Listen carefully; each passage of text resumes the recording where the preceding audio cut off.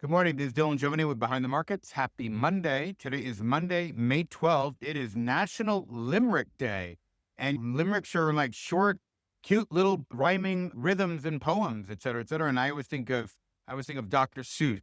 I have any of you guys ever come down to Boca Raton? I know a few of you guys have done that. Just pop into our office. You can see a big picture of Dr. Seuss that I have on my wall. I'm a big fan. I always read to my kids, oh, the places you'll go, and green eggs and ham. Anyway, today I wanted to talk about Treasury Transportation Secretary Sean Duffy's press conference on the state of our air traffic control system. I saw the press conference and I was happy to see that he was flanked with the CEOs of United, Delta, American, and JetBlue. They're all there. Plus, Ted Cruz was there. It's very important to show that the industry agrees with this. And Ted Cruz was there, and Tammy Duckworth, senator, who's a Democrat. So that's telegraphing that not only does it have full industry support, but it has bipartisan support across the political aisle. Basically, the Trump administration owns this now, owns this issue now. When you set up that many people and get that much support, this is your issue now. And so they got to get this done. And what I was really surprised is, first of all, a couple things that he said in the conference. One is the revamp's going to take 3 to 4 years. It's going to cost a lot of billions of dollars. And you hear estimates from $30 to $60 billion. I'm just putting it above 40 billion. It's like a contractor who does your house, says it's going to cost X, and it always ends up costing more. Come on, we all know the deal there. One thing Duffy said that I thought was frankly alarming. He pointed at equipment and he said it looked as if it came from the set of Apollo 13 or the Smithsonian rather than a modern tower. And he's right. There's no doubt about that.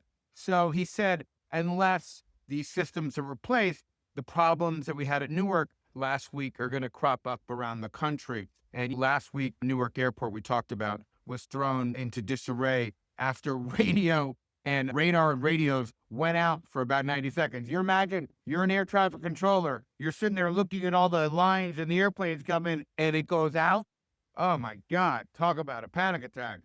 So we know that we need to replace the radar, which is antiquated, telecommunications equipment, surveillance systems, air traffic controllers, and facilities. We have focused on one microcap stock that is focused on surveillance systems, the software of the whole thing, which is where we think the best margin is. Plus, they have big backing from one of the largest tech companies in the world. And you also know that this problem is going to keep happening no matter what. So the question that we have to ask ourselves, this is the last time we'll talk about it for a while. This is a very important issue to me, maybe because I fly a lot. My kids and I get on planes. So this issue has pinned my attention. It's just an area that's like an Achilles heel in the way that our technology infrastructure, in our transportation infrastructure. So I view this as a serious Achilles heel. But there are about 5 companies that do this. And what's really interesting is that you have companies that have done this for regional airports. And you could take the software that they've done for regional airports and basically bring that into a national level. You got to push this into the private sector. You want software. Come on, my kids play on iPads that have more sophisticated software than Apollo 13. So we're going to need an air traffic control system that have software that is really precision, that really spots and identifies incoming. My goodness, most of this, I bet a lot of it could be handled by AI. I bet anything that we could probably reduce to maybe half the air traffic controllers that we have just based on this sophisticated software.